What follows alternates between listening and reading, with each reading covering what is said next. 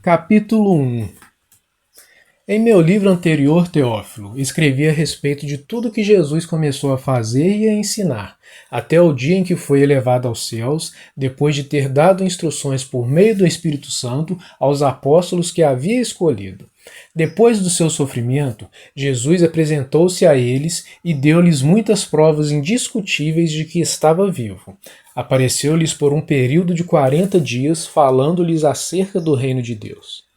Certa ocasião, enquanto comia com eles, deu-lhes esta ordem: não saiam de Jerusalém, mas esperem pela promessa de meu Pai, da qual falei a vocês. Pois João batizou com água, mas dentro de poucos dias vocês serão batizados com o Espírito Santo.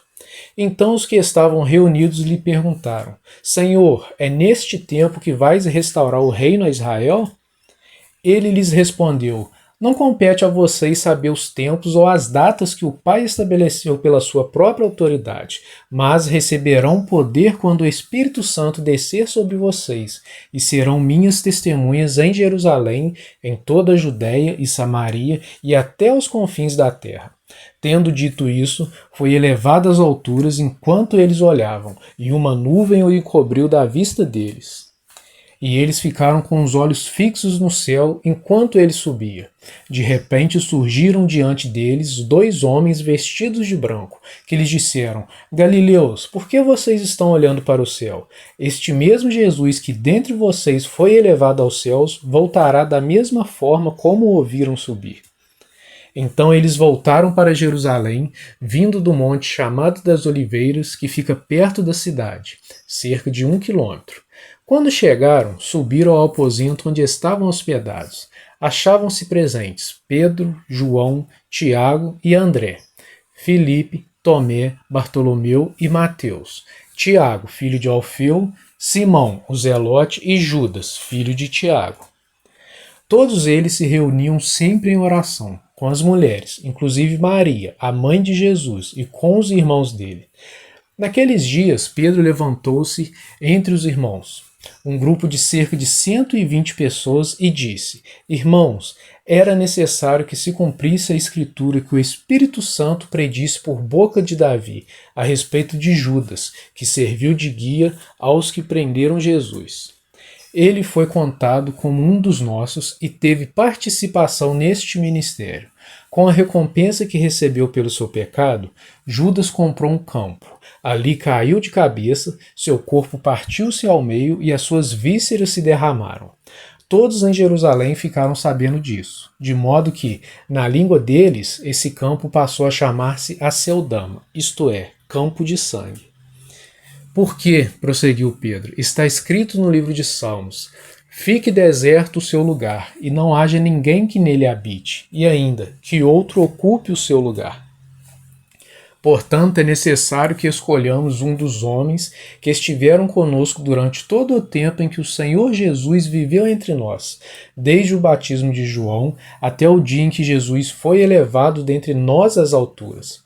É preciso que um deles seja conosco, testemunha de sua ressurreição. Então indicaram 2 nomes, José, chamado Barsabás, também conhecido como Justo, e Matias. Depois oraram: Senhor, tu conheces o coração de todos. Mostra-nos qual destes 2 tens escolhido, para assumir este ministério apostólico que Judas abandonou, indo para o lugar que lhe era devido. Então tiraram sortes, e a sorte caiu sobre Matias. Assim ele foi acrescentado aos 11 apóstolos. Capítulo 2. Chegando o dia de Pentecoste, estavam todos reunidos num só lugar. De repente veio do céu um som, como de um vento muito forte, e encheu toda a casa na qual estavam assentados. E viram o que parecia línguas de fogo, que se separaram e pousaram sobre cada um deles. Todos ficaram cheios do Espírito Santo e começaram a falar noutras línguas, conforme o Espírito os capacitava. Havia em Jerusalém judeus, devotos a Deus, vindos de todas as nações do mundo. Ouvindo-se o som, ajuntou-se uma multidão que ficou perplexa, pois cada um os ouvia falar em sua própria língua. Atônitos e maravilhados, eles perguntavam: acaso não são galileus todos estes homens que estão falando? Então, como os ouvimos, cada um de nós em nossa própria língua materna? Partos, medos e elamitas, habitantes da Mesopotâmia, Judéia e Capadócia, do Ponto e da província da Ásia, Frígia e Panfilha, Egito e das partes da Líbia próximas a Cirene, visitantes vindos de Roma, tanto judeus como convertidos aos judaísmos, cretenses e árabes. Nós os ouvimos declarar as maravilhas de Deus em nossa própria língua. Atônitos e perplexos, todos perguntavam uns aos outros: que significa isto? Alguns outros, todavia, zombavam e diziam: eles beberam vinho demais. Então Pedro levantou-se com os 11 e em alta voz dirigiu-se à multidão: homens da Judéia e todos os que vivem em Jerusalém, deixem-me explicar isto. Ouça com atenção. Estes homens não estão bêbados, como vocês supõem. Ainda são 9 horas da manhã. Ao contrário, isto é o que foi predito pelo profeta Joel. Nos últimos dias, diz Deus, derramarei do meu espírito sobre todos os povos. Os seus filhos e as suas filhas profetizarão. Os jovens terão visões, os velhos terão sonhos. Sobre os meus servos e as minhas servas derramarei do meu espírito naqueles dias, e eles profetizarão. Mostrarei maravilhas em cima, no céu, e sinais embaixo, na terra: sangue, fogo e nuvens de fumaça. O sol se tornará em trevas e a lua em sangue, antes que venha o grande e glorioso dia do Senhor. E todo aquele que invocar o nome do Senhor será salvo. Israelitas, ouçam estas palavras. Jesus de Nazaré foi aprovado por Deus diante de vocês por meio de milagres, maravilhas e sinais que Deus fez entre vocês por intermédio dele, como vocês mesmos sabem. Este homem foi entregue por propósito determinado e pré-conhecimento de Deus, e vocês, com a ajuda de homens perversos, o mataram, pregando-o na cruz. Mas Deus o ressuscitou dos mortos, rompendo os laços da morte, porque era impossível que a morte o retivesse. A respeito dele disse Davi: eu sempre via o Senhor diante de mim, porque ele está à minha direita, não serei abalado. Por isso meu coração está alegre e a minha língua exulta. O meu corpo também repousará em esperança, porque tu não me abandonarás no sepulcro, nem permitirás que o teu santo sofra decomposição. Tu me fizeste conhecer os caminhos da vida e me encheras de alegria na tua presença. Irmãos, posso dizer com franqueza que o patriarca Davi morreu e foi sepultado, e o seu túmulo está entre nós até o dia de hoje. Mas ele era profeta e sabia que Deus lhe prometera sob juramento que poria um dos seus descendentes no trono. Prevendo isso, falou da ressurreição do Cristo, que não foi abandonado no sepulcro e cujo corpo não sofreu decomposição. Deus ressuscitou este Jesus e todos nós somos testemunhas desse fato. Exaltado à direita de Deus, ele recebeu do Pai o Espírito Santo prometido e derramou o que vocês agora veem e ouvem. Pois Davi não subiu aos céus, mas ele mesmo declarou: o Senhor disse ao meu Senhor: senta-te à minha direita, até que eu ponha os teus inimigos como estrado para os teus pés. Portanto, que todo Israel fique certo disto: este Jesus a quem vocês crucificaram, Deus o fez Senhor e Cristo. Quando ouviram isso, ficaram aflitos em seu coração e perguntaram a Pedro e aos outros apóstolos: irmãos, que faremos? Pedro respondeu: arrependam-se e cada um de vocês seja batizado em nome de Jesus Cristo para perdão dos seus pecados e receberão o dom do Espírito Santo. Pois a promessa é para vocês, para os seus filhos e para todos os que estão longe, para todos os quantos o Senhor, o nosso Deus, chamar. Com muitas outras palavras os advertia e insistia com eles: salvem-se desta geração corrompida. Os que aceitaram a mensagem foram batizados, e naquele dia houve um acréscimo de cerca de 3.000 pessoas. Eles se dedicavam ao ensino dos apóstolos e à comunhão, ao partir do pão e às orações. Todos estavam cheios de temor, e muitas maravilhas e sinais eram feitos pelos apóstolos. Os que criam mantinham-se unidos e tinham tudo em comum. Vendendo as suas propriedades e bens, distribuíam a cada um conforme a sua necessidade. Todos os dias continuavam a reunir-se no pátio do templo. Partiam um pão em casa e juntos participavam das refeições com alegria e sinceridade de coração, louvando a Deus e tendo a simpatia de todo o povo. E o Senhor lhes acrescentava diariamente os que iam sendo salvos. Capítulo 3.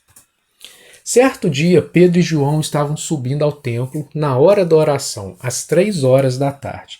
Estava sendo levado para a porta do templo, chamada Formosa, um aleijado de nascença, que ali era colocado todos os dias para pedir esmolas aos que entravam no templo. Vendo que Pedro e João iam entrar no pátio do templo, pediu-lhes esmola. Pedro e João olharam bem para ele, e então Pedro disse: "Olhe para nós." O homem olhou para eles com atenção, esperando receber deles alguma coisa. Disse Pedro: "Não tenho prata nem ouro, mas o que tenho, isto lhe dou. Em nome de Jesus Cristo, o Nazareno, ande." Segurando-o pela mão direita, ajudou-o a levantar-se, e imediatamente os pés e os tornozelos do homem ficaram firmes. E de um salto pôs-se em pé e começou a andar. Depois entrou com eles no pátio do templo, andando, saltando e louvando a Deus. Quando todo o povo o viu andando e louvando a Deus, reconheceu que era ele o mesmo homem que costumava mendigar, sentado à porta do templo chamada Formosa. Todos ficaram perplexos e muito admirados com o que lhe tinha acontecido. Apegando-se o mendigo a Pedro e João, todo o povo ficou maravilhado e correu até eles, ao lugar chamado Pórtico de Salomão. Vendo isso, Pedro lhes disse: "Israelitas, por que isto os surpreende? Por que vocês estão olhando para nós, como se tivéssemos feito este homem andar por nosso próprio poder ou piedade? O Deus de Abraão, de Isaque e de Jacó, o Deus dos nossos antepassados, glorificou seu servo Jesus, a quem vocês entregaram para ser morto e negaram perante Pilatos, embora ele tivesse decidido soltá-lo. Vocês negaram publicamente o santo e justo e pediram que fosse libertado um assassino. Vocês mataram o autor da vida, mas Deus o ressuscitou dos mortos, e nós somos testemunhas disso. Pela fé no nome de Jesus, o nome curou este homem que vocês veem e conhecem. A fé que vem por meio dele lhe deu esta saúde perfeita, como todos podem ver. Agora, irmãos, eu sei que vocês agiram por ignorância, bem como os seus líderes. Mas foi assim que Deus cumpriu o que tinha predito por todos os profetas, dizendo que o seu Cristo haveria de sofrer. Arrependam-se, pois, e voltem-se para Deus, para que os seus pecados sejam cancelados, para que venham tempos de descanso da parte do Senhor, e ele mande o Cristo, o qual lhes foi designado, Jesus. É necessário que ele permaneça no céu até que chegue o tempo em que Deus restaurará todas as coisas, como falou há muito tempo por meio dos seus santos profetas. Pois disse Moisés: "O Senhor Deus levantará dentre seus irmãos um profeta como eu. Ouçam-no em tudo o que ele disser. Quem não ouvir esse profeta será eliminado do meio do seu povo." De fato, todos os profetas de Samuel em diante, um por um, falaram e predisseram estes dias. E vocês são herdeiros dos profetas e da aliança que Deus fez com os seus antepassados. Ele disse a Abraão: "Por meio da sua descendência, todos os povos da terra serão abençoados." Tendo Deus ressuscitado seu servo, enviou-o primeiramente a vocês, para abençoá-los, convertendo cada um de vocês das suas maldades. Capítulo 4. Enquanto Pedro e João falavam ao povo, chegaram os sacerdotes, o capitão da guarda do templo e os saduceus. Eles estavam muito perturbados porque os apóstolos estavam ensinando o povo e proclamando em Jesus a ressurreição dos mortos. Agarraram Pedro e João e, como já estava anoitecendo, os colocaram na prisão até o dia seguinte. Mas muitos dos que tinham ouvido a mensagem creram, chegando o número dos homens que creram a perto de 5.000. No dia seguinte, as autoridades, os líderes religiosos e os mestres da lei reuniram-se em Jerusalém. Estavam ali Anás, o sumo sacerdote, bem como Caifás, João, Alexandre e todos os que eram da família do sumo sacerdote. Mandaram trazer Pedro e João diante deles e começaram a interrogá-los. Com que poder ou em nome de quem vocês fizeram isso? Então Pedro, cheio do Espírito Santo, disse-lhes: autoridades e líderes do povo, visto que hoje somos chamados para prestar contas de um ato de bondade em favor de um aleijado, sendo interrogados acerca de como ele foi curado, saibam os senhores e todo o povo de Israel que por meio do nome de Jesus Cristo, o Nazareno, a quem os senhores crucificaram, mas a quem Deus ressuscitou dos mortos, este homem está aí curado diante dos senhores. Este Jesus é a pedra que vocês, construtores, rejeitaram e que se tornou a pedra angular. Não há salvação em nenhum outro, pois debaixo do céu não há nenhum outro nome dado aos homens pelo qual devamos ser salvos.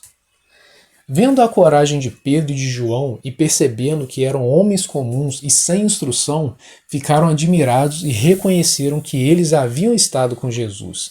E como podiam ver ali com eles o homem que fora curado, nada podiam dizer contra eles.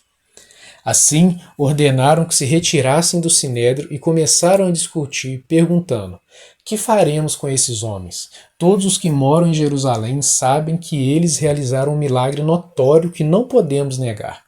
Todavia, para impedir que isso se espalhe ainda mais no meio do povo, precisamos adverti-los de que não falem com mais ninguém sobre esse nome. Então, chamando-os novamente, ordenaram-lhes que não falassem nem ensinassem em nome de Jesus.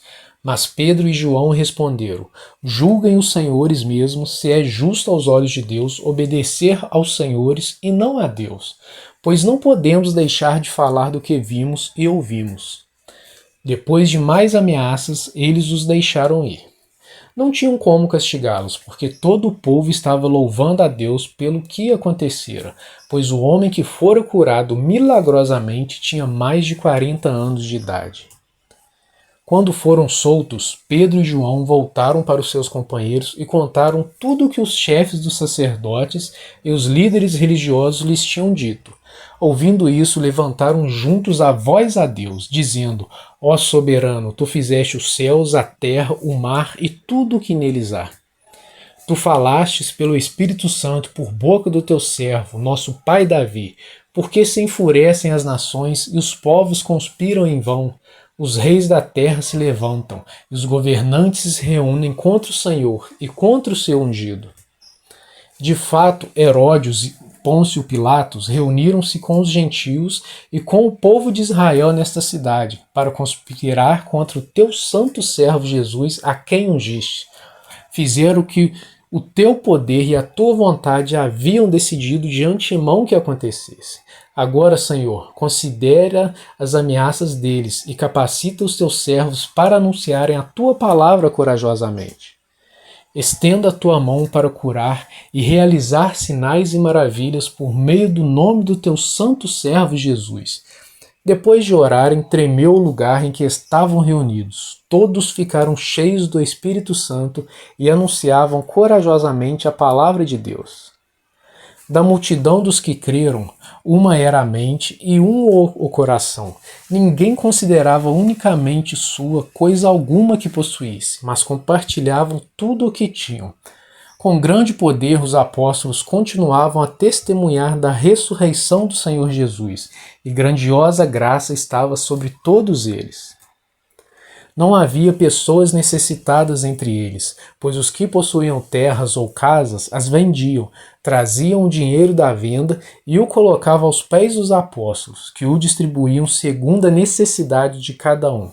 José, um levita de Chipre, a quem os apóstolos deram o nome de Barnabé, que significa encorajador, vendeu um campo que possuía, trouxe o dinheiro e o colocou aos pés dos apóstolos. Capítulo 5. Um homem chamado Ananias, com Zafira, sua mulher, também vendeu uma propriedade. Ele reteve parte do dinheiro para si. Sabendo disso também sua mulher, e o restante levou e colocou aos pés dos apóstolos. Então perguntou Pedro: Ananias, como você permitiu que Satanás enchesse o seu coração, a ponto de você mentir ao Espírito Santo e guardar para você uma parte do dinheiro que recebeu pela propriedade? Ela não pertencia a você? E, depois de vendida, o dinheiro não estava em seu poder? O que o levou a pensar em fazer tal coisa? Você não mentiu aos homens, mas sim a Deus. Ouvindo isso, Ananias caiu morto. Grande temor apoderou-se de todos os que ouviram o que tinha acontecido. Então os moços vieram, envolveram seu corpo, levaram-no para fora e o sepultaram. Cerca de 3 horas mais tarde entrou sua mulher, sem saber o que havia acontecido. Pedro lhe perguntou: Diga-me, foi esse o preço que vocês conseguiram pela propriedade? Respondeu ela: Sim, foi esse mesmo. Pedro lhe disse: Por que vocês entraram em acordo para tentar o Espírito do Senhor?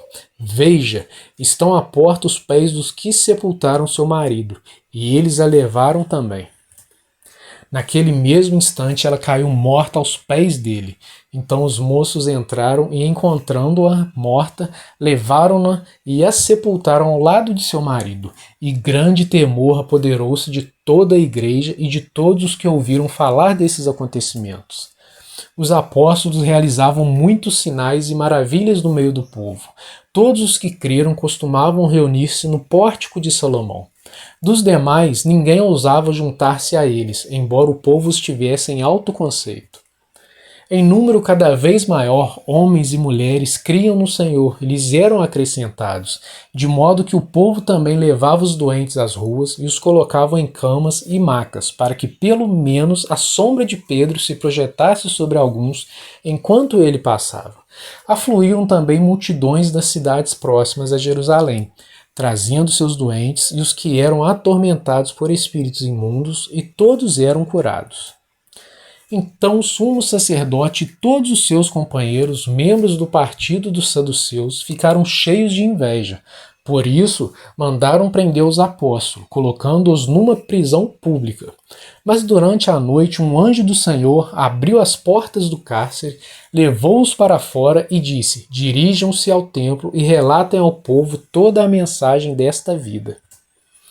Ao amanhecer, eles entraram no pátio do templo como haviam sido instruídos e começaram a ensinar o povo. Quando chegaram, o sumo sacerdote e os seus companheiros convocaram o sinédrio, toda a assembleia dos líderes religiosos de Israel, e mandaram buscar os apóstolos na prisão.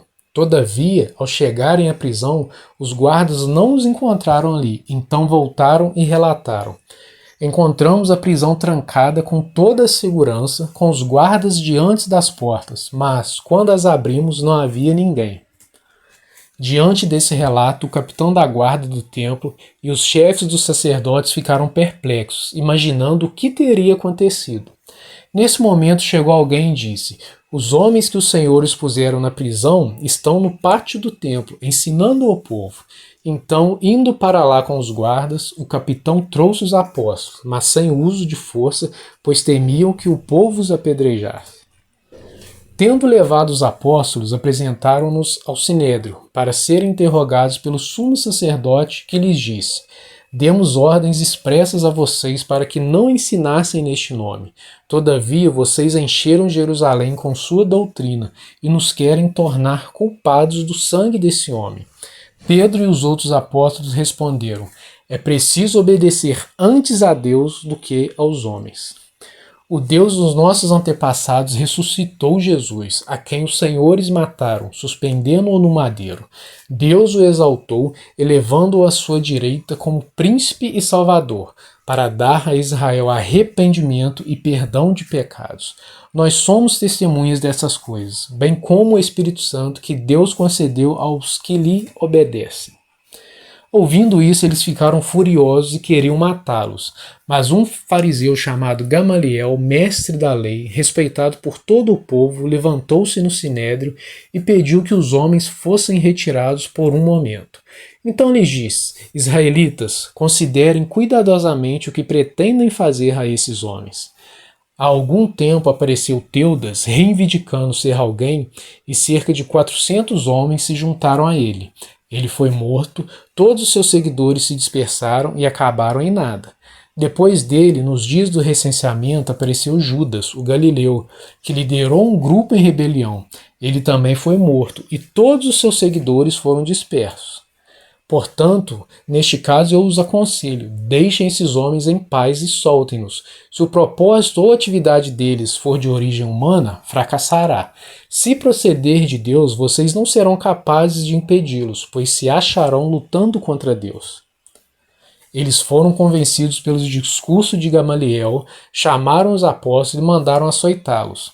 Depois ordenaram-lhes que não falassem no nome de Jesus e os deixaram sair em liberdade.